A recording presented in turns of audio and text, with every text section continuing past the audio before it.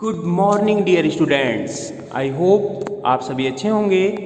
प्यारे बच्चों, आज हम उपस्थित हैं कक्षा 7 की पाठ्य पुस्तक वसंत भाग 2 के नीलकंठ पाठ के तीसरे मॉड्यूल के साथ। पिछले मॉड्यूल में आपने जाना कि किस प्रकार नीलकंठ ने सांप के चंगुल से खरगोश के छोटे बच्चे को बचाया और नीलकंठ की नृत्य की भंगिमा कितनी आकर्षक लगती थी, जिसके कारण उसको परफेक्ट जेंटलमैन की भी उपाधि दी गई थी। आज के वीडियो में हम जानेंगे कि नीलकंठ पाठ में आगे क्या हुआ।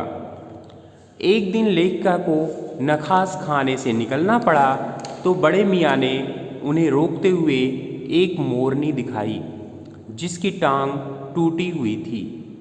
लेखिका उसकी दशा को देखकर उसे अपने जीव जंतुओं के साथ रखने के लिए ले आई। मरहम पट्टी करके उसको ठीक किया, पर थोड़ी कसर रह गई थी, जिसके कारण उसका नाम रखा गया कुब्जा। उसे नीलकंठ के साथ राधा को देखा न गया। वह राधा को परेशान करने लगी। इस कलह के कारण नीलकंठ से नहीं रहा गया। वह एक दिन सबसे लुका छिपा आम के पेड़ पर बैठा रहा।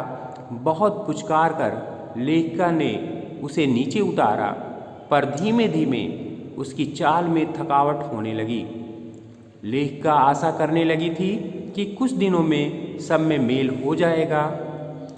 3-4 मास के उपरांत लेखिका ने नीलकंठ को धरती में पंख पसारे हुए देखा, जैसे खरगोश के बच्चों को पंखों में छुपाकर बैठता था। लेखिका ने उसे पुचकारा, पर नीलकंठ तो मर चुका था। उसके मरने का कारण लेखिका आज तक नहीं जान सकी। उसके शरीर पर किसी तरह की चोट आदि का कोई चिन्ह नहीं था जिससे उसके मरने का पता चल सके।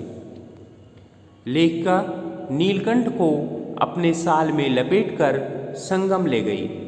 जब गंगा के बीच धार में उसे प्रवाहित किया गया, तब उसके पंखों की चंद्रिकाओं से प्रतिबिंबित होकर गंगा का चौड़ा पाट एक विशाल मयूर के समान तरंगित हो उठा।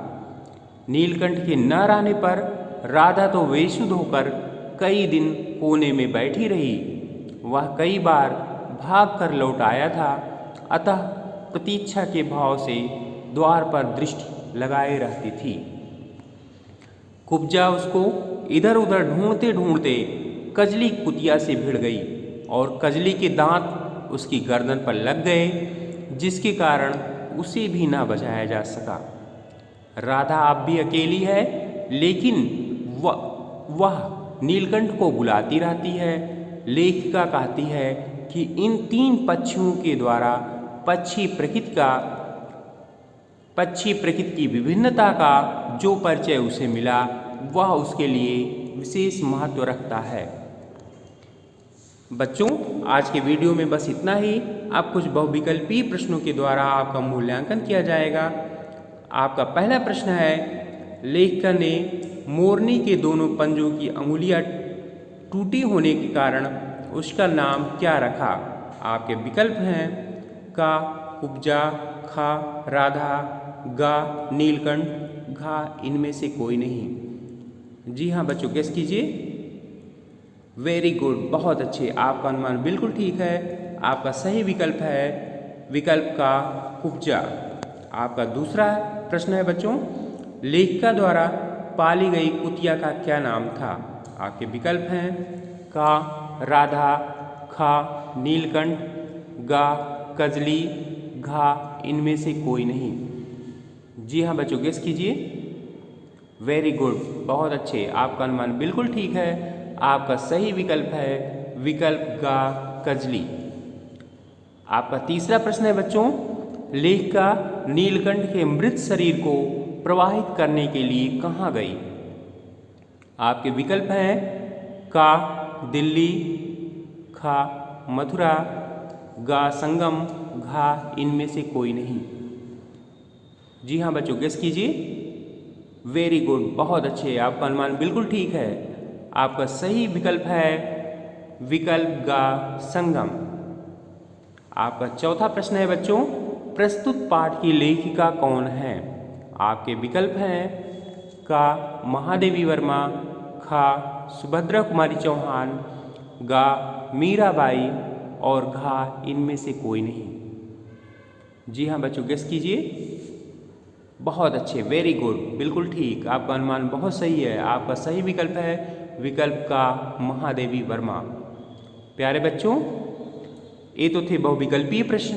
अब कुछ लघुत्तरीय प्रश्नों के द्वारा आपका मूल्यांकन किया जाएगा। इन प्रश्नों के उत्तर आपको 2 से 3 पंक्तियों में देने हैं। आपका पहला प्रश्न है, किन बातों से प्रमाणित होता है कि कुब्जा दुष्ट स्वभाव की थी? और आपका दूसरा प्रश्न है बच्चों, लेखिका ने नीलकंठ का अंतिम संस्कार किस प्रकार किया? तो बच्चों, इन दोनों प्रश्नों के उत्तर आपको 2 से 3 पंक्तियों में देने हैं। आज की वीडियो में बस इतना ही। स्वस्थ रहिए, सुरक्षित रहिए, पढ़ाई करते रहिए। मिलते हैं कल एक नए वीडियो के साथ, तब तक के लिए धन्यवाद।